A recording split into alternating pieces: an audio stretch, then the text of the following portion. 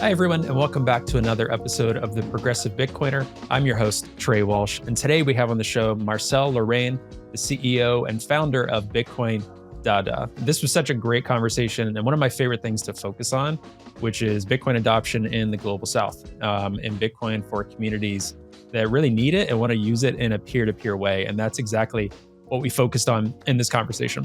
Now, Bitcoin Dada is creating a safe space for African women to learn about Bitcoin while being a part of a women-focused community that wants her to succeed. So Bitcoin Dada focuses specifically on women and engaging women in Africa, in Kenya, in Uganda, and continuing to expand, as we talked about in this conversation, really engaging them in Bitcoin and a part of financial conversations, economic conversations, in ways that oftentimes women don't feel the most comfortable in these environments to talk about it, aren't given opportunities to work in these types of fields or hold assets and these kind of things. And, we talked about how Bitcoin is one of the most, if not the most inclusive money and community that one can be a part of. It's permissionless, it's borderless. Anyone can join in and jump in and learn about Bitcoin. So this was just such a fantastic conversation. And Marcel is such a visionary, her marketing and events background, she's really grown Bitcoin Dada into something really, really incredible. So please, check out the show notes and check out the links to support Bitcoin Dada. Donate whatever sats you can to their cause to help them continue to expand. They also look for mentor volunteers, so you can check out that. And all of their resources are on their website. And really just want to make sure to amplify stories like this that we really believe in, because this is why Bitcoin exists, right? To present empowerment, and money and opportunities to those that really need it. And what better cause than supporting women and local communities in Kenya and Uganda throughout the global South, so that they can take control of their financial future. And we talked about conversations like, Alex Gladstein saying, check your financial privilege. And that's something that I really want for our Western listeners and those that kind of stumble into the podcast to learn. Check your financial privilege when thinking about Bitcoin, when saying, Bitcoin is useless or for criminals, or, it's killing the environment, all of these different things that we hear constantly from the West. Just remember, if you don't see a use case for Bitcoin, someone else does. And, don't step on their opportunity to take advantage of that. So we talked about all of this and so much more in this conversation. And I want to thank Marcel for taking time out of her super busy schedule running Bitcoin Dada to do this conversation. And be sure to follow her on social media as well. And all of those links will be in our show notes. But anyway, I want to hear from you all about this conversation or any others. You can always reach out to me at hello@progressivebitcoiner.com. And be sure to subscribe to our Substack, progressivebitcoiner.substack.com, for our free weekly newsletters. And at this point, we've also started our TPB live shows where we break down news and such from the week with the TPB team, as well as special guests. We do that on a bi-weekly basis right now, so every other Friday. So be sure to be on the lookout for that as we're continuing to expand and grow and want to present more and more opportunities and more content for our listeners. And thanks to your support. And be sure to check out our promo links as well to Bitbox and Saz Mining to take advantage of those discount codes in our show notes as well. And thank you all for your incredible support and following us and sharing our shows with people that you think really need to hear them. I really, really, really appreciate it. And as always, if you can, like and subscribe on our YouTube channel, wherever you listen to your pods, that's going to help us amplify our shows and make us easier to search for people and things like that. So thank you all so much for listening and supporting. All right, I will let you get to the conversation now, and we will see you again next week.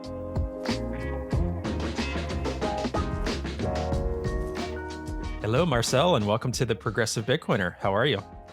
Hi, I'm well. And you? Doing well. Morning here, afternoon, busy times for you all over there, but super excited to have you on our show and having this conversation.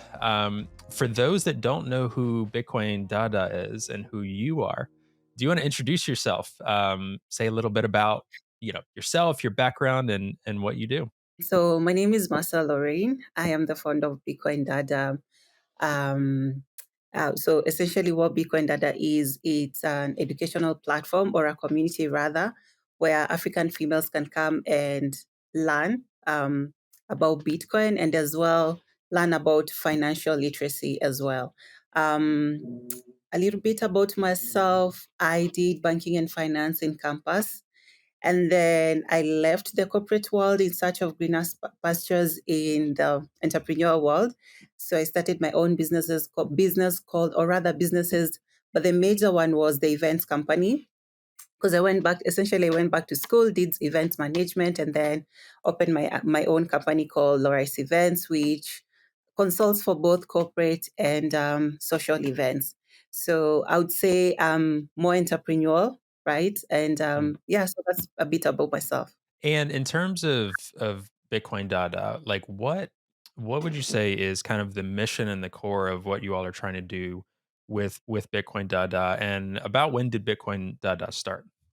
Okay, so with the main thing that we're trying to do with Bitcoin Dada is to empower the African females again through financial literacy. And the reason why we do this is because as African females, there are a lot of challenges and barriers that we face stemming from societal beliefs or traditional beliefs that are holding us back. So for me, Bitcoin I consider it as a currency of change. So it's a tool that we use to liberate not only ourselves, but the entire African continent. Bitcoin Dada, I started Bitcoin Dada back in May 2022. That was immediately, I think that was after the COVID-19 pandemic. So, as an events organizer, I was called to actually organize a Bitcoiners event here in Kenya.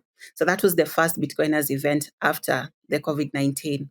So, it was at this particular event that I got to learn and understand better about Bitcoin. And in my mind, I was thinking, if Bitcoin is such an amazing technology, then how comes we do not have the majority of the population in Africa who happens to be females not participating? Because it doesn't make sense that we as African females run the households. You know, the African continent is set up in a matriarchal, is actually run on a matriarchal structure, right? So that means the transactions, the small businesses, the ones taking care of the families are the females. So if this particular technology that is revolutionizing the world um, is out there, then why leave the African female behind? So that was my thought back then. And I was like, something needs to be done, either complain about it or just do something about it. So I came up with Bitcoin Dada, which Dada essentially means sisters. And my purpose was to create a community. Again, a community where females can come, feel comfortable, feel safe in a space where they can share about their success stories, they can share about their challenges, their experiences, and at the same time learn how they can actually be better to break some of the challenges or the cycles that normally happen with us here. All right, so you were talking about kind of creating spaces for women in Kenya for, different financial tech and things like this, like these kind of conversations. Can you tell folks a little bit more about why you feel that was really, really, really important in the context and mission of Bitcoin Data? We normally face a lot of barriers when it comes to the tech space and financial space and even basic education. In the African context, the female is not really, how do I say, valued, or rather, the female is considered another person's problem, right? So in a scenario where the resources are scarce, then the male counterpart or the male partner will actually get more resources or privileges, right? So this stems from actually our childhood. Um, and the majority of the African families, most of them are poor, right? They're struggling to, live on a day-to-day basis. So when it comes to education, again, the male is actually given the first priority.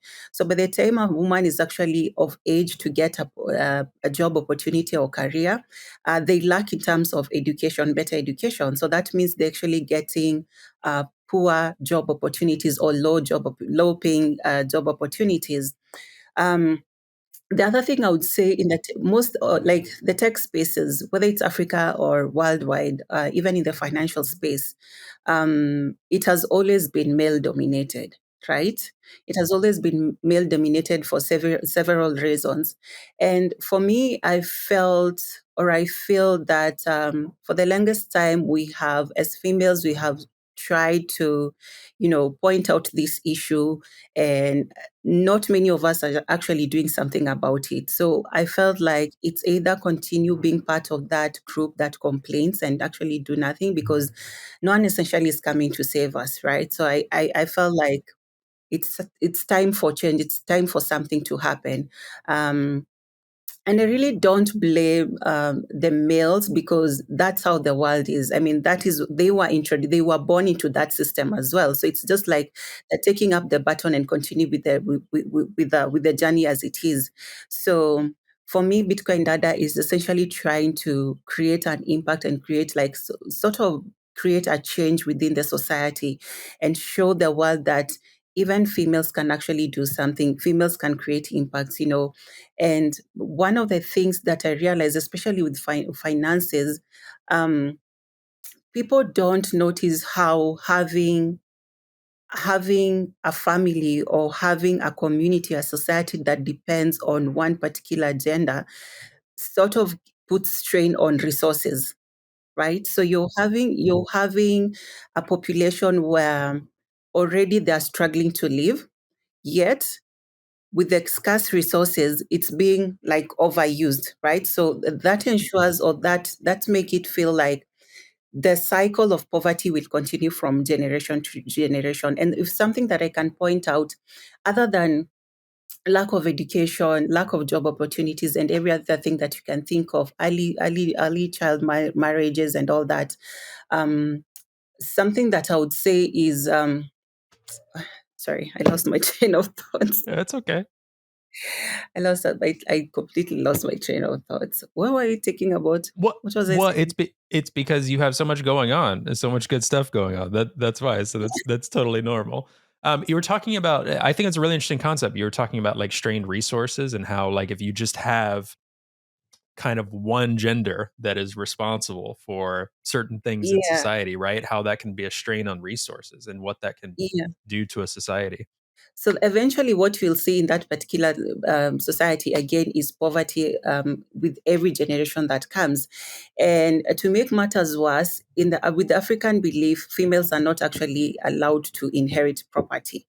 Mhm, So mhm, whether you come from a good family or whether you come from a poor background, then you essentially remain in the same state, right? mhm, And mhm, worse, if you actually have kids, so that means your kids will inherit poverty from you, right? mhm. And I Yeah. wish as Africans will actually see it from a bigger picture, and not just as the female child, but the greater Mhm, community as well.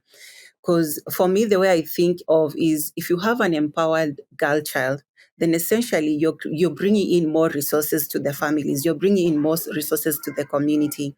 So we are able to see better access to education for all genders. We are able mhm, to see better healthcare for everyone at home.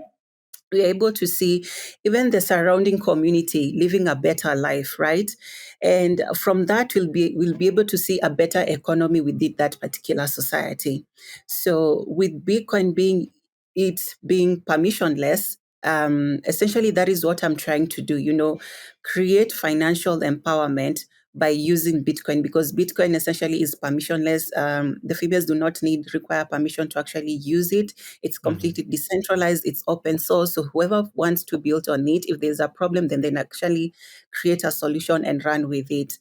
The other beautiful thing about Bitcoin is we as Africans can create solutions for Africa, right? mhm, So, and why we need the African female in this space is because we need to also share our voices out there. So we have the builders, and the majority of the users of these fintech products are females as well. So you need mhm. to have the voices as well. You need to hear the voices being shared out there. One of the things that I love when talking about Bitcoin and telling Bitcoin stories and the things we try to get across through this podcast is like, Bitcoin is one thing, like Bitcoin, the tech, the protocol, money, all of this, like really, really amazing in and of itself. But what Bitcoin does is it really like unleashes like a new path for people, a new purpose. it's all of these second and third order effects after Bitcoin that it does.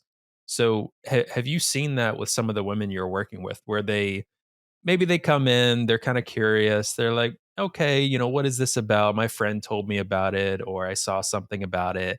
And then they just, it completely transformed their lives. So maybe not like, yes, Bitcoin can be transformative because they have better savings, they have stuff to work on, this and that. But, it's this probably sense of community, of meeting other people, of connecting with other people, of feeling more empowered. Do you have examples of how you've seen that happen with your groups? Absolutely. I would actually start with myself. Mm, Essentially, or when I joined the crypto space, I'll say crypto space because I got into the crypto space because I didn't have a mentor. So, like every other person, I was just trying to make an extra buck. I didn't know yeah. how these things work. And back then, there was not a lot of genuine materials online that you could learn by yourself. Mm, So having that fiat mentality made me want to make more for myself, right? It was sort of like a selfish drive that I had. But the more I got into the Bitcoin rabbit hole, I started seeing the world on a different level. It wasn't me against the next person. It was me, or essentially us, this particular group, against the corrupt leaders that we have. So it went from race, it went from being better than your neighbor, it went from being better than the next person to actually trying to be part of the larger community that's trying to revolutionize how the entire monetary system works, right? By ensuring that freedom is given back to the rightful owners, which is us, right? So for my community, I have seen ladies expanding their businesses. They came in with a small mindset that, my business can only be run in a certain particular region, let's say for example, Nairobi. And with Bitcoin now, they realize that their businesses can be run globally, right? I have a very good example of that. Her name is Sarah. She has, or rather, she runs a herbal shop. When she was joining Bitcoin Dada, she only had like one small shop. And I remember the reason why she joined Bitcoin Dada is because she was trying to import certain products into the country. And her client, who was in Nigeria, had requested to pay her in Bitcoin because the exchange fee was high. And then I believe her client had like some certain limitations on her bank transfers. So she had opted to pay my student in Bitcoin, but my student didn't actually know how to use Bitcoin. So she lost that particular business because of that. mm, So when she joined Bitcoin Dada, she had heard that Bitcoin could save her or could help her expand her business because she would be able to freely, you know, do transactions across just being borderless, right? yeah. So right now she has already graduated and she has been using Bitcoin in her business. And currently I can say she has opened three other shops, or rather she has three, so she has opened two other shops. She has expanded because now she's able to actually make transactions from with other people, not within Kenya. I've seen her grow from just a small business to now having other branches of her business.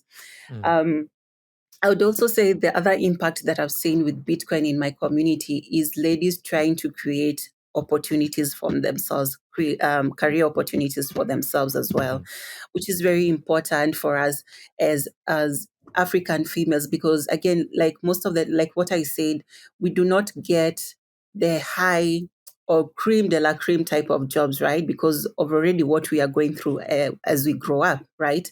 But with Bitcoin, as long as you have a skill and you can show proof of work, then you can actually be paid. And it doesn't have to be paid by somebody or an organization mm. that is in Africa. It can be anywhere globally. And we have been able to see that with some of our students as well. So I'm really Mhm. happy that Satoshi did what he did and created Bitcoin. Yeah, that's amazing, and that's probably just the tip of the iceberg too. And what's Yeah. interesting is, obviously the continent of Africa is massive, right? But then you have kind of these regional approaches where in the United States, like we make cross-border payments to states all the time, of a country of Mhm. 375 million, whatever it is, right? So, this concept is a bit foreign, but just that practical application is like there's so many folks in the West that don't understand um, these practical applications. Where in the states it doesn't even come up, right? There's other reasons to be into Bitcoin in the states and plenty, but just that practical application of like it was easier to accept business. I think that's another thing. Like besides like the mission driven of Bitcoin, the separate money from the state, all of these things that some people it might be like that's kind of like too political for me, or that's too anti-government for me, or whatever the case may be, right? Strong arguments there, but you're talking about a Yeah. practical solution of someone's like I'm able to run a business better, and that's what I Mhm. hope can really click for people like worldwide is like no, Bitcoin like works better. It's like borderless, lower fees, no Yeah. fees depending on how you use it, or Fast. virtually no fees, yeah, fast, Mhm. all of these different things, just these practical solutions. It's like no, there are so many different layers and levels to why Bitcoin is appealing. So seeing those use cases of what you're saying is really, really cool that I cannot wait to just see more of, because then I think that might click for people in a new way. Is like if we make Bitcoin to where they want to use it, it's easy to use, it has these practical applications. I mean, why not use it? They'll be like, I don't care what it is, call it Bitcoin, call it whatever. That sounds better to me. Those are the Yeah. stories that like we keep telling would be Mhm. fantastic for adoption, I think. And I think to add on that, I would say the West, especially. Of course, there are some other individual characters in Africa as well, but I would say the West, especially, need to be more empathetic and need to be more understanding to other people, especially the global south, Hmm. instead of trying to push their own opinion or their own way of thinking onto others on how Bitcoin can be used or should be used, is the best they can do is, even if they don't understand, is support or just Hmm. keep quiet.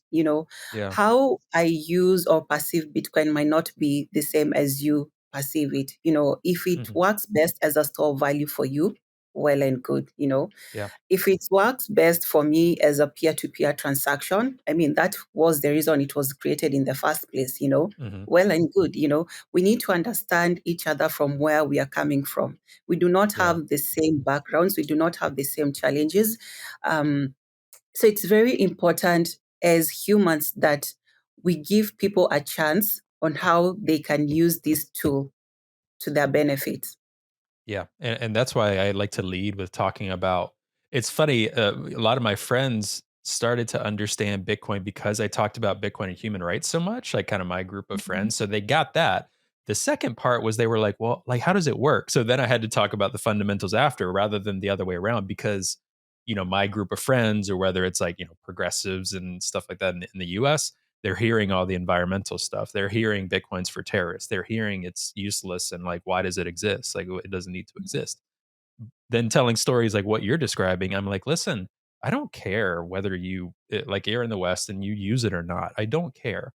But unfortunately, and you learn more about this as you learn about Bitcoin and money and the global financial system and all of these like, currency imperialism throughout Africa from Europe. It's like even if you don't care about it, okay. But what the US does policy-wise, the way we talk about things, the way we do things in the US has ripple effects through the rest of the world. And other Mhm. governments might adopt similar policies, or the US might impose certain sanctions or do other things that kind of threaten other nations to have certain more restrictive policies. Like, God forbid, say someone can't self custody and spend Bitcoin in Kenya, right? Something like that. Mhm. So I'm not one of those fear mongers that think that's like coming tomorrow, but those are conversations we have to have, and that I keep wanting to preach about in the states, especially and throughout Europe. Is listen, if you don't see a use case for it, that's fine. But don't impact, like you're saying, for other people that really could use it and need it and value it. Just live and let live when it comes to Bitcoin. If you don't want to use it, fine. Like we're not going to make Mm. you. It's Exactly. permissionless, but it's not forced. I think is really important Exactly. as well. Exactly. And can you imagine? So the other day we had a conversation within the community and we're looking at how um, different currencies are behaving in Africa, and we looked at Malawi, who had like a 40% depreciation last Mm, year. Recently, we had Nigeria over 30%, and we're trying to look at where the Kenya currency is, and we just realized between 2021 and 2024 we had like a 51% devaluation of our currency.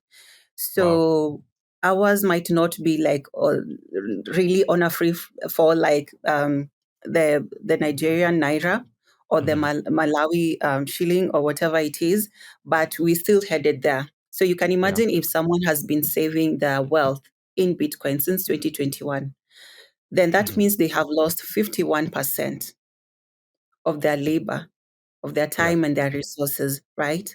So for someone like that, if you introduce them or if they come across Bitcoin, then definitely they will definitely see Bitcoin as a better store of value, right? Hmm. So yeah, again, we have different challenges coming from different continents and different countries, and yeah, like you said, we need to allow people to use Bitcoin as how it will benefit them. And you said save in Bitcoin, losing Mm. 51%. You meant to say save in the fiat Oh yeah, save currency. Yeah, in. yeah, yeah. Someone's like, wait, losing 50. How is that tied to? I thought Bitcoin was different. Bitcoin was not supposed to be for that. Yeah, yeah. No, Yeah, I think the yeah. listener got what you're saying too. Mm, Well, that's why impactful for me in my early Bitcoin journey was what clicked for me because I was like, okay, Bitcoin's kind of this thing for like crypto bros, trading stocks. It's not really, I work in like nonprofits. Like I work, yeah, like it's not really my thing. But hearing like initially, like Alex Gladstein talk about like check your financial privilege, like that even hearing that line, I was like, and then reading the book and then reading, checking in with the first person stories of what he's talking about. Cause like Alex is a guy from the West, but I think he's done a lot to promote stories of those individuals that I would encourage people to check out those individual stories, talk to those people like I'm doing with you here right now. yeah. But that concept of like check your financial privilege is just such a like huge thought that more people in the West need to have when thinking about these type of things. I mean, it's not just about Bitcoin; it's about everything. That's when Mm, you learn it's far beyond Bitcoin. When like people in the states and the U.S. need to check your financial privilege. But what's interesting is I think what we're seeing is that whether I mean, some people would call it going from a unipolar to a multipolar world. Like you're seeing other nation states, other groups of people, other communities in the global South, you're seeing kind of this it used to be the US up here, everyone else here. You're seeing a slow shift in world order. You're seeing some states say, actually, we're going to try our own thing this time. Like, we're mm, not going to necessarily do everything DC or the World Bank or the IMF wants us to. I think that is a pretty good thing for these previous imperialist nation states to be finding their purpose and calling, and seeing people and communities adopt Bitcoin creates a sense of self resiliency. I think, and less of a need for these other systems. And the U.S. right now, there's a lot of people in the U.S. that are very oblivious to this. The mm, U.S. is not necessarily continuing on a trajectory of greatness in terms of democracy, in terms of financial freedom. There's a lot of things I'm worried about in the US, but what I'm very the quote Bitcoiners like to say is bullish on is like the global South, is communities like Bitcoin Dada, is communities in El Salvador, in Cape Town, in Thailand, wherever, mm, that are really finding their purpose and roots and moving forward, while the US just kind of, I don't know, waits and assumes that it will just yeah, continue on the path that it's been. So I am very hopeful and optimistic for places and things like Bitcoin Dada. That's why for me, I'm kind of like, okay, if the US gets it or doesn't get it, whatever. But the fact that you are getting it and doing things with it, I'm like, then Bitcoin is winning. Like Bitcoin is succeeding with its purpose, I think, in my opinion. And everyone will have a different definition of what Bitcoin's purpose is, but I think it's winning in yeah, that regard. yeah. And I'll also just mention that it's not just the West who actually are oblivious to the adversaries that are happening. Even here in Africa, I see it in our classes. Hmm. The ladies, most of the ladies join the classes with different reasons, right? And then Yeah. they start learning, because our first class is always about money and what's happening in Africa. And Bitcoin, why I love Bitcoin, whether it works or not, 100 years from now, I would say Bitcoin is an extraordinary educational tool, right? It has Hmm. opened the eyes of so many people to whatever that is happening. For example, so many individuals in Kenya and so many individuals in Africa have been born into this cage, into this system, and they assume that's how the world is supposed to work. You know, Hmm. if you're born in a cage, if you're born in prison, then freedom will look funny to you, right? You Yeah. will not Yeah. see the essence of, you will not see the advantage of actually being free. But with a tool such as Bitcoin, actually open your eyes to your rights as a Hmm. human, your rights as a citizen, your rights to the taxes that you're actually paying and what needs to be done by your leaders. So I Hmm. do appreciate that about Bitcoin. And I'm hoping to see more, like you said, more initiatives like just, come up, grow up, and try and train or teach and educate people about what's happening in our societies.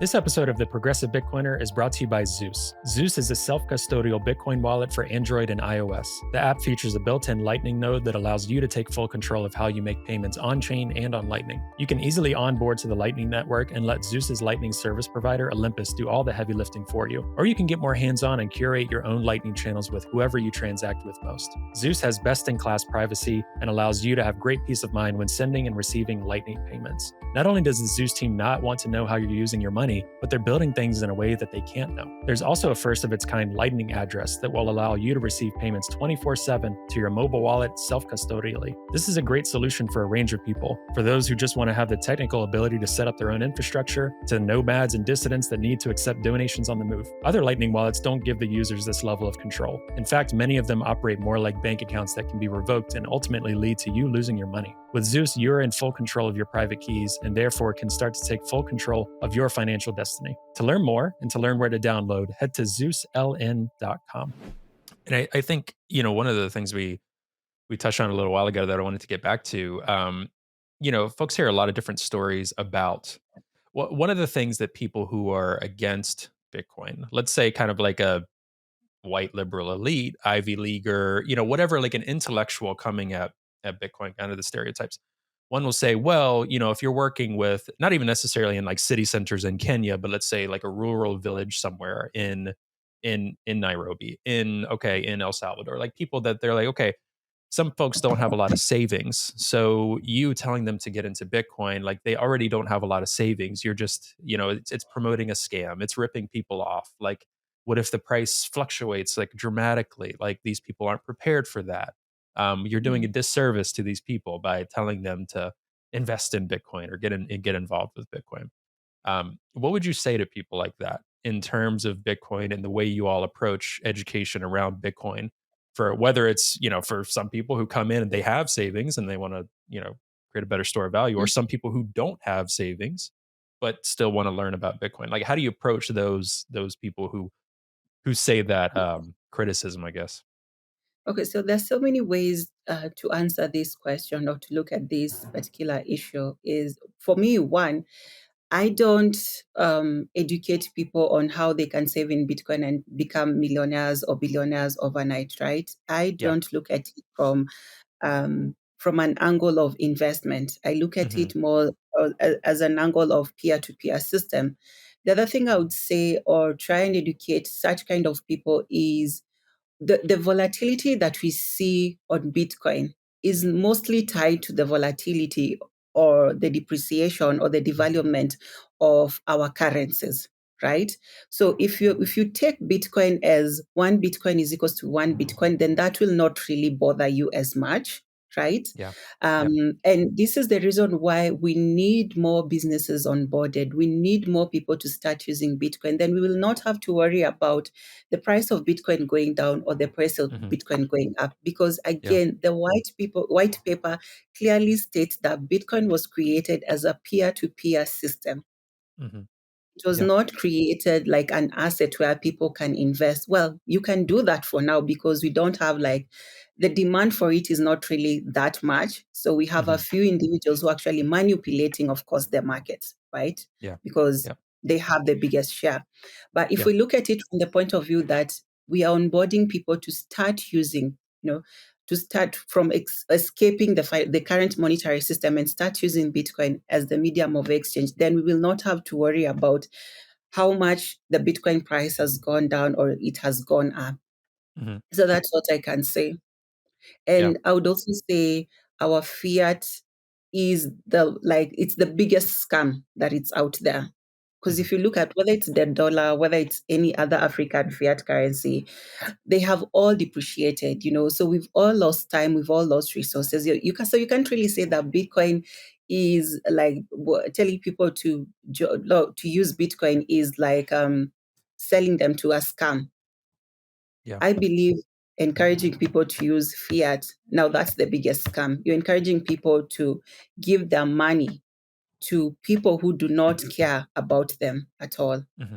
Yeah. It's urging people to come out of a scam, come out of a scam, whether Exactly. it's worldview or currency. And I mean, what's interesting about the things you're saying, and even especially currency devaluation, do you get like I know in general it's kind of everywhere. Like you said, you'll have people in your network or community that you're working in that are might think Bitcoin is a scam or might think, oh, it's too volatile. This and like similar thoughts that anyone in any nation may deal with at varying levels. But do you have people that do you feel like folks are able to get it a little bit quicker or easier if you start describing like the currency devaluation or things? I feel like there's more things on the surface because some folks in the West, in the West, check your financial privilege. Like we're not dealing with that level of inflation in the states. Like yes, it was quite dramatic, and I think for some people there's an argument there already in the states. It's like, hey, look, similar to us. Look, since 2021, do you really think inflation was only X number, right? And the rhetoric is pretending that those prices are going back down to what it was. No, no. They've permanently gone up like 20%. Now they're slowly going up Mhm. only 2-3% now from there. So in the US, there's already an argument. But do you feel like folks you're working with, it's that argument is a little more present and immediate for like the currency Mhm. devaluation and things like that? Because you're already giving them a solution to problems that they have. You're not trying to create problems that they don't go through. Yeah. So Yeah. again, the inflation, not having access to the traditional banking systems, the high fees.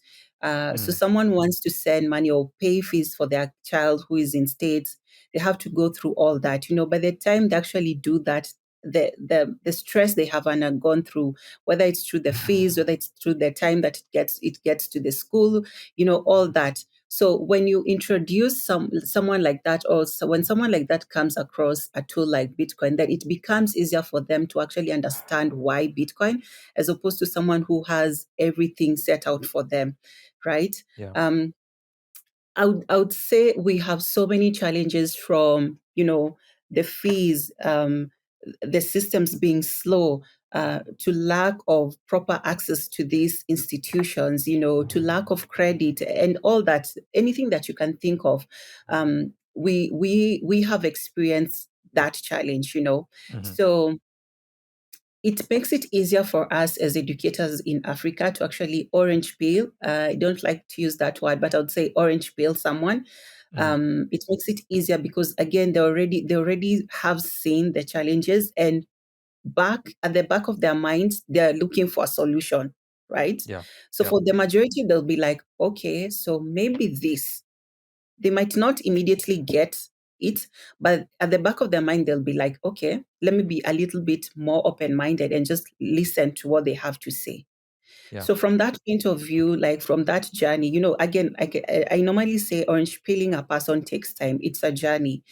I Mhm. don't do it in one day, neither do I do it in a month. For me, it's a journey. It's something that you have to be patient with because you're taking someone from a scam, like you said, to Mhm. actually something that's legit. So for the majority of people, they need time to actually understand how it works.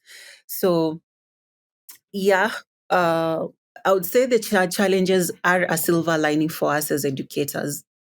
Yeah, it's hard to talk to people about a solution, like you said, if they don't see a problem in the first place. Mhm. Like you said, you're literally creating a problem in someone's mind. And I feel very, I mean, different context, right? But in terms of like orange pilling, I'd say there's some people that are like would be better at orange pilling than me.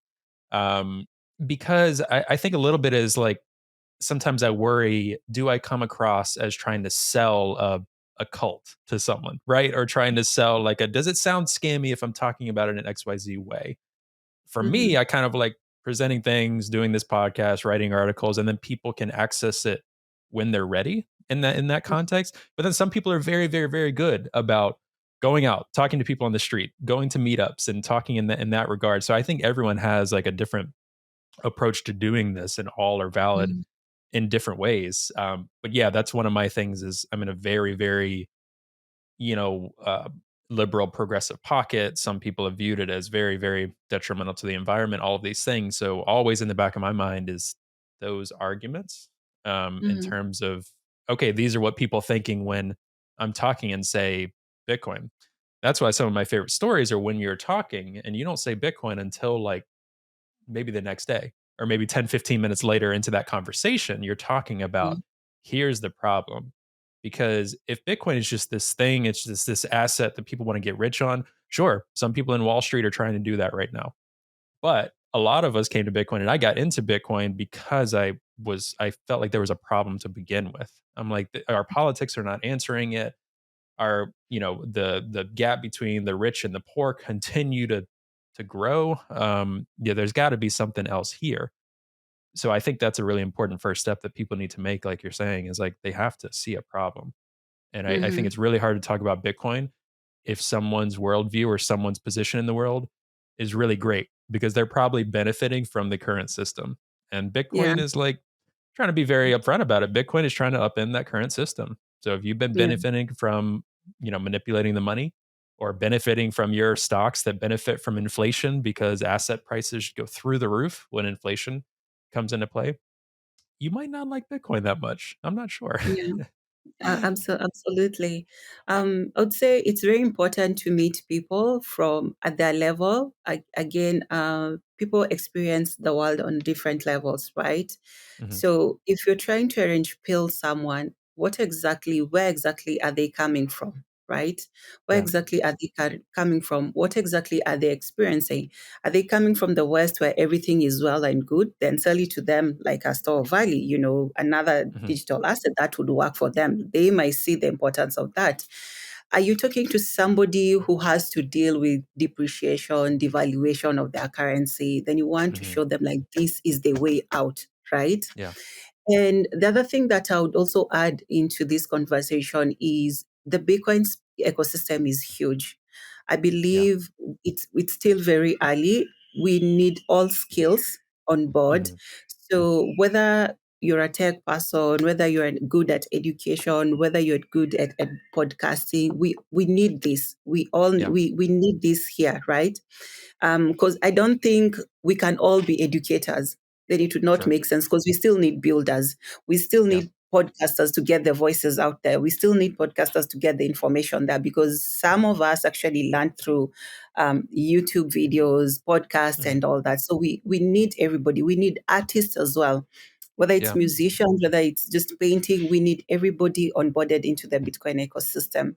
Just the Yeah. same way we have different skills in the fiat system, we need everybody on this other side as well. And I think with that, we can definitely see like 100%, um, probably not really 100%, but at least it will actually accelerate the Bitcoin adoption if we actually welcome everybody, every individual skill out there to come and Mhm. actually join us in this journey. Yeah. That's the way I view it too. I love, thinking of it in that way. You know, because I talk to people, it almost comes up on almost every episode. It's like, is Bitcoin inevitable? Is it not? You know, and some people are like, it's inevitable. It doesn't matter. Some people are like, it's not inevitable. We need to do X, Y, Z. I almost view it as a time frame. Like things Mhm. can happen quicker if, like you mentioned, like bringing in everyone with their skill set to really rapidly increase the timeline of Bitcoin adoption, whatever that looks like, and to varying degrees. Whereas if we Mhm. kind of sit back and say, well, Bitcoin is the best tech, it's the best monetary system, people will come to it, and it's just inevitable without doing what I try to do, which is fight the FUD. Like if someone on the left says something that's false, call it out. Like find ways to call it Mhm. out, find ways to organize and do that, right? Find ways to use Bitcoin. If you're a store owner and you're into Bitcoin, there's a lot of tools nowadays that didn't exist even a year ago, especially several years ago, that help make it easier for you to accept Bitcoin, for you to do your taxes and all of that through some software with Bitcoin. There's more and more ways. So yeah, I would encourage everyone listening, like find ways that you can get involved with Bitcoin, whatever your skill set is, and find ways to use Bitcoin, like to send and spend, to donate to Bitcoin Dada, to just encourage communities, because that's super super important. Like everyone can do something to benefit Bitcoin. Absolutely. Absolutely, everyone can. And you're talking, and I was just thinking about.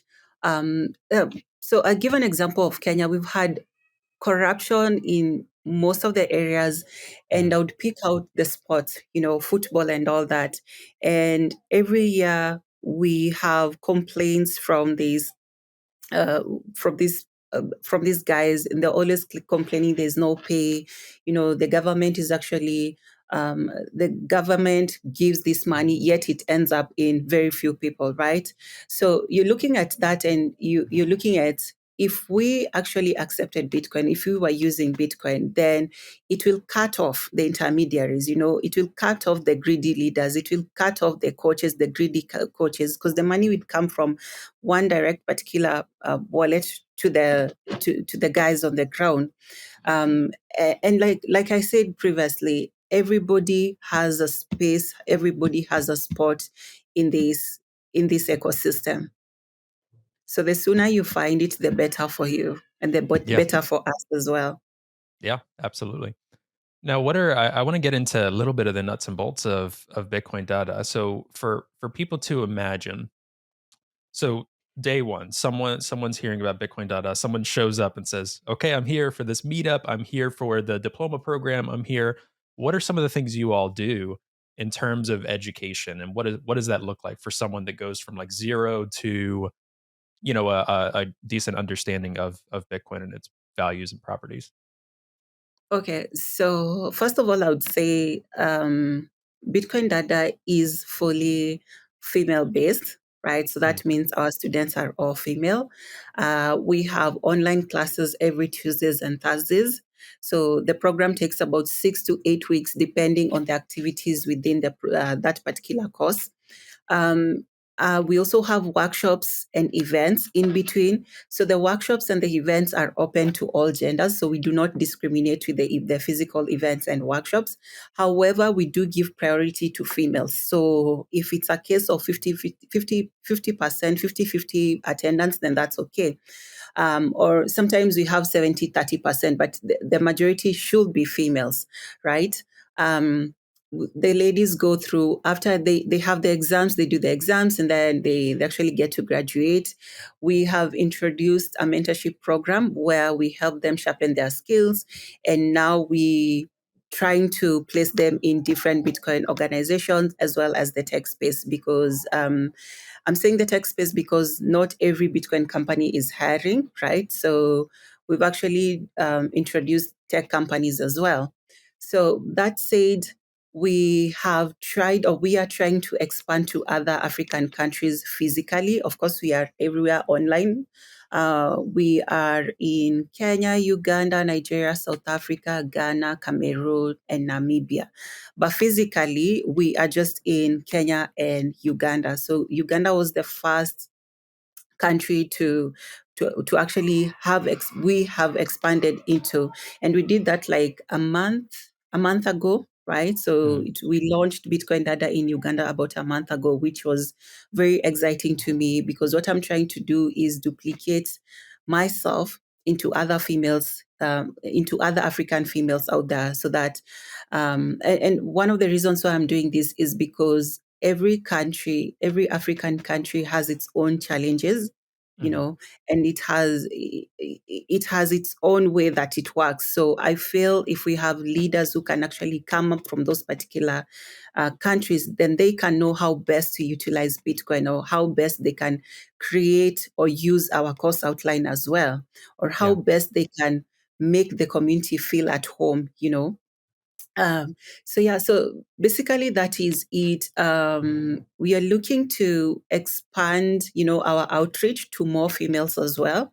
Like Mhm. I said, we have a huge population of African females, and if we can get even just half of it, then I think as Bitcoiners we'll be going in the right direction. We are also collaborating with universities. So far, we have done three. Well, rather four. So we are going on to the fifth one. We will have an event next coming weekend at a university. Mm. So the reason why we do this is we feel with the already existing knowledge that we have now, it's up to us, or it's upon us to actually take the next step and try and orange peel, or try and share the knowledge with other people in the society. And who best to share the same information other than the youth, who are the students, right? Yeah. So that's what we've been doing, and we are hoping to reach out to all the universities in Kenya by the end of this year, and probably just grow to other countries as well. So it's Yeah. not just really about African females, but it's how, as African females, can also help in this revolution that's happening worldwide. Hi, everyone. Hope you're enjoying the episode. Today's episode is brought to you by Bitbox. Now, Bitbox is a hardware wallet that's open source, incredibly secure and easy to use, and it's what I'm using to safely secure my Bitcoin in cold storage. Now, I know self custodying Bitcoin can really be intimidating, but Bitbox is designed for ease of use without compromising on security. It's USB C compatible and allows you to easily back up and restore your private keys with a micro SD card, which is really cool. Now, you can purchase the Bitbox using the promo code TPB at the link found in the show notes for 5% off your purchase. And I really want to thank Bitbox for their support of the podcast, and I'm really excited about this new partnership. All right, I'll let you get back to the episode now. Yeah, absolutely. And what has been the strength of doing this as like a grassroots local movement? I'm sure there might be, there's obviously challenges as well with any of this, but what do you feel are some of the strengths of doing this, from starting in your community with local women? Doesn't sound like a lot of outside corporate or international pressure on any groups, or to do this or that, or um, what do you think has been the strength of focusing and expanding in that way? The strength in what way? Is it on my end, like why I do it, or? Yeah, I would say like local community. And you mentioned too, taking kind of the vision of what you're doing, going to Uganda and then working with people specifically there, because their context is going to be different than even your context and what you're working. So Mhm. where is the strength and what does that look like at the local community level? Because what I'm hearing you saying and what I've seen of Bitcoin Dada is like you're taking these ideas and concepts, but then locations are running with them, and then kind of like Mhm. your vision sounds like it would expand and continue expanding in such a local way. Like it's not you coming in and saying do it exactly this way, in this way, and these are your partners. It's like here's kind of the layout, here's maybe a diploma program, here's how we do the meetups, but then take and localize it. Like everything you've done seems very like local. It's not like a international aid run nonprofit Yeah. or something like that. Kind of a stereotypical approach from the West to Africa in a lot of ways, honestly. So, what are some of the strengths with doing it with, local people, local women, first and foremost? I think, sorry, I don't know if you saw that message, but it said there's an issue with communication. Did you see it? No, it might just be on your end. Hmm. I hope Here, we I've didn't I've lose marked that. it just on my end so that yeah, you're Okay. you're getting a little blurry on my end, but it's still recording locally. Can you hear me? Okay. Mhm. Yeah, yeah, I can hear you. Like on my end, I can hear you well. Okay. Now we're good then. Yeah. Okay. Okay. So I would say my biggest strength is having a team of females, or a community that actually has started to see or open their eyes to, again, the adversaries that have been happening, So again, Hmm. they really want to change what has been happening for centuries, from generation to generation. So we're introducing them into, or we're giving them a solution to actually change their lives, change how the communities are set up, or change some of their beliefs, And I've seen a lot of women. I've seen a lot of women from my organization say like, "Hey, you know what? This is actually going to revolutionize how Africa is set." So I think that's my biggest strength. You know. Mm. Yeah, that's gosh, it goes back to the earlier point we were talking about where like this sets okay Africa on a different path. This sets if you have more like gender inclusion on these things like there's less strain on resources, there's more opportunities and economic mobility and all of these things. It's not so reliant on this one person in this community or family.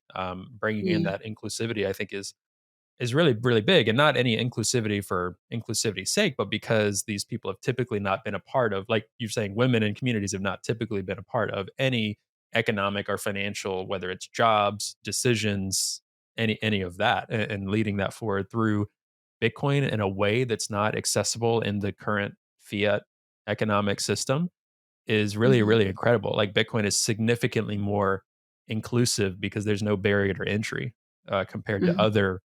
other type of fiat institutions, whether it's certain degrees or you have to have a certain net worth to invest in XYZ or a certain credit score, whatever that looks like to buy XYZ. Bitcoin is fully, fully, fully inclusive. So again, that's what frustrates me about people that are really keen on social movement, social mobility, like anti-poverty work, not seeing Bitcoin as like the most inclusive opportunity or answer and still trying to work on that type of work through the traditional banking fiat system. It makes no sense to me now at this point Hmm. in the journey. It's like that makes no sense at all, and that's what I think frustrates me. Like we were talking about, I think I went a little too easy on it, saying, okay, if people don't want to use it, that's fine. But I'm like, if you were engaged in wanting to see the world a better place for struggling people, for a marginalized group in the States, for wherever communities you're talking about. And Bitcoin, you just automatically turn off when someone says Bitcoin. Do you really care about finding solutions or do you care more about an ideological belief that, oh, I heard Bitcoin is XYZ, so no thanks? And that really Hmm. frustrates me. Like, are you Hmm. solutions oriented or are you just ideological? And I think getting past that is really important for people to think about. Hmm. And you can imagine how one thing, or rather, one thing I would say about Bitcoin, again, it levels the playing field for everybody, right? So you're Yeah. looking at someone who's been struggling, whether it's male or female, who's been struggling to, live from day to on a day-to-day basis, and it's the same person that you expect maybe to buy property or or buy stocks and shares and all that. Mhm. And with Bitcoin, it's beautiful because even with the little that you earn, should you decide, you know what, as a man or as a woman, I want to leave my kids some form of, inheritance. You can start with Bitcoin. And you can start with the lowest amount you are able. You can start with $1. You can start $2, and just work your way up. Mhm. And you cannot do this with land. You cannot go and say, I'll buy this. I just buy the grass today, and then tomorrow I'll buy, the land itself. Right, But with right. Bitcoin, actually, it equalizes, this playing field. So whether you're coming from high end, whether you're middle class, whether you're just really somebody from the village, you can plan yourself, especially the financial literacy that you're actually providing.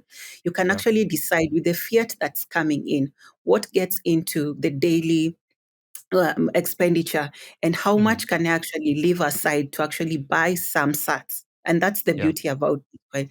So it gives people hope that someday things can change for me, right? Mhm. Whether it's through maybe using Bitcoin as a medium of exchange, whether it's using it as a store of value, regardless of how you use it. Yeah.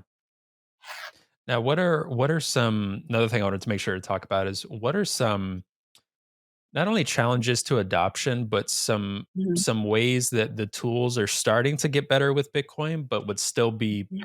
beneficial. I mean, one thing on a lot of people's mind in Bitcoin is using Bitcoin in a high fee environment. So you talked about, working peer to peer, like actually using and spending sats, not just to store value. Because if for some people it's a store of value, the fees don't matter as much. If they just want to Yeah. store it like gold in a vault and not touch it Mhm. until they're retired or something, sure, okay, fees don't matter. Mhm. But for some people, if they're trying to interact with Bitcoin on the base layer and fees are, $20, let's say, or Right. something, Yeah. and I think right now at this recording, it's back lower, but the more people using Bitcoin, the more institutions moving large sums of money in Bitcoin, the Mhm. higher those fees are because you're going to have more transactions trying to get in on those blocks every 10 minutes. So for Mhm. you, what are some of the ways that whether it's tools you all are specifically using, like what are some ways the tools have been working for that? And what are some ways that you're hoping as time goes on, the next year or two, tools continue to get better? Does that make sense? So it's kind of like I view it as Mhm. almost a barrier to adoption, but also what are the ways that we can Mhm. use Bitcoin as it's intended? I like to say it was intended that way. Some people might, say Bitcoin is whatever you want it to be. But I think if Bitcoin's not working in a peer to peer way, or there's not tools there, we got work to do. Mhm. I'd say the Lightning Network has really made sort of adoption of Bitcoin in Africa a little bit better for us. And Mhm. I would pick out an innovation by Kogato of Machankura. So Machankura essentially is a custodial wallet that Mhm. helps people transfer value from one person to the other without the need of the internet, right? So it's Yeah. it's it's based on the Lightning Network, so meaning transactions are cheap. So when you're looking at this and you're looking at an organization such as Bitcoin Dada, where we are trying to onboard everybody, so we do it in the urban centers, we do it in the rural areas. So with a product such as Machankura, it actually makes it easier. So I don't have to worry about that woman who is back at the village who probably doesn't have electricity for the last 5 days, who doesn't have a smartphone, Mhm. with Machankura, what they need is just like a feature phone. And in Africa, feature phones are quite common and quite popular. Yeah. So I'll definitely give a shout out to Kogato and what he has been able to create for the African continent. And we need more such tools. We need more Mhm. such products to for the African users. Yeah. And this is the one, I think it was featured in Forbes as well recently, or the Forbes crypto, the digital asset. I'll be sure to link that Mhm. article. I linked it in our newsletter through the Progressive Bitcoiner, but I'll put it in the show notes as well because that's a really cool thing. I mean, I that was so cool that I like mentioned it to my wife. So I try to like save what I mentioned about Bitcoin because I talk so much about it all the time. But I'm like, Yeah, I this is can like, I imagine. get really excited when I'm like, this is a really practical tool that like can really work. Like you're not Mhm. reliant on internet connection. It's like, I kind of associate it with like a prepaid, card or prepaid phone that someone would use. Well, nowadays your cell phone has better international plans or whatever, but back in the day you'd have to go to you'd have to go to a convenience store, pick up some prepaid card to make phone calls, that kind of Mhm. thing. So just using that as a parallel to Bitcoin and telling people, oh yeah, people can use it in that way. That's a good argument against people saying, well, what if they don't have electricity or internet or a smartphone or this and that? Exactly. Yeah, they don't need it. Like Yeah, Bitcoin can exactly. work over radio waves. They don't, absolutely. And it also works for students because that is one thing that we actually surprised. So we went into a university that was last year, and surprisingly, they had already heard about cryptocurrency as well. No, it's not really surprising because it's Generation Z, Yeah. so they actually know almost everything. So the challenge that they faced, most of them, was actually internet. Yeah. They don't have data, so it's a problem actually getting into the space, and start transacting. So when you Mhm. introduce them to Manchankura, they were so amazed, they were so grateful that they such a product actually exists. Yeah. Yeah, I can imagine. Mhm. That's really interesting. Yeah, what I like about Bitcoin and especially Bitcoin development and tools is that because it's this open protocol, because there's no barrier to entry, if there is a problem in Bitcoin, typically the only problem is we just need more and more people working on it because it's Yeah. always like the problem will be addressed. Like you said, someone doesn't have internet access. Okay. I'm sure there's so many other problems, and I've heard this from Lightning devs as well. That okay, there's a problem with this bug in Lightning. We're gonna get to it. It's just a matter of timing, and there's only so many people working on it. But there with Bitcoin, Mhm. it's almost like if you see a problem and you don't have an answer to it, in a couple of years, someone will probably have found a way to address that using Bitcoin, right? And that's one of Mhm. those features. So that's what's really cool about Bitcoin because some technologies or some other things, it's just like, oh, that won't ever be a thing with our tech Yeah. for what we're working on. With Yeah. Bitcoin, people have been, I don't want to overstate, it's not one of those things that like Bitcoin fixes everything, but in terms of Bitcoin's tech, and if there's like Bitcoin will never be adopted here because of X, well, the second you say that, be careful because in a couple of years' time, they'll probably be using it in a way that you didn't even imagine. And that's one of the coolest things about Bitcoin is that it's not a Western development. It's not a Kenyan development. It will find its way Mhm. into every single pocket of our planet and people using it because it is the best. And if we keep pushing forward with that, that's one of the coolest things. Like it's truly universal in that way. It's one of the most global things we've seen. Period. That's what I'm most excited about. I would not be as excited if it was just reserved for Wall Street in the U.S. Like Yeah. what's The minority few. that's awful. Yeah, yeah, yeah. I mean, like you said, we just need more people, working in the Bitcoin ecosystem. Whatever problem that you're seeing, find a solution to it and work on it. Yeah, That's the only thing that we can do. Whether you're an artist, even a politician, with good interest, then, join the space. Let it work yeah. for your people. Whether you're a feminist, join the space, Mhm. have it work for your community. Whether you're a dev, join the space, build. There's so Yeah. many angles to how you can use Bitcoin and how it can help us as humans on this planet. Yeah, absolutely. Well, speaking of helping, what are if folks are listening to you and they're like, "Wow, I want to help Bitcoin Dada. I want to do everything I can." Obviously, I want to encourage people to donate Sats to support there financially, Mhm. and we'll make sure to have the links and everything in the show notes for people to do so. But what are other ways folks can you know get involved, get in touch? What are some of the things you're looking for? Okay, so of course the biggest one would be funding because going from one community to the next is not cheap, Yeah, right? And Bitcoin Dada is a non-profit initiative, so that means we depend on donations from well wishers. So we do have our funding page on our website, which is btcdada.com. That would be great. If you can donate books as well, whether it's financial related material or just Bitcoin books, that is amazing as well because right, we just started like a library section where the females get to borrow the books and return them. So it's sort of like a Bitcoin Dada library to cool. help with the education as well because we cannot teach them everything, right? If you're a good educator, you can volunteer to tutor us as well. So that is one thing that I've really appreciated the larger Bitcoin community that has come through for us. Mhm. So if you're good at tutoring, then please feel free to reach out to me either on my personal account, which is Marcel Lorraine, or our Twitter account, BTC_Dada. And then we'll definitely schedule a time slot for you. If you just want to come and encourage the ladies as well, feel free. Again, just reach out to us as well and do the same.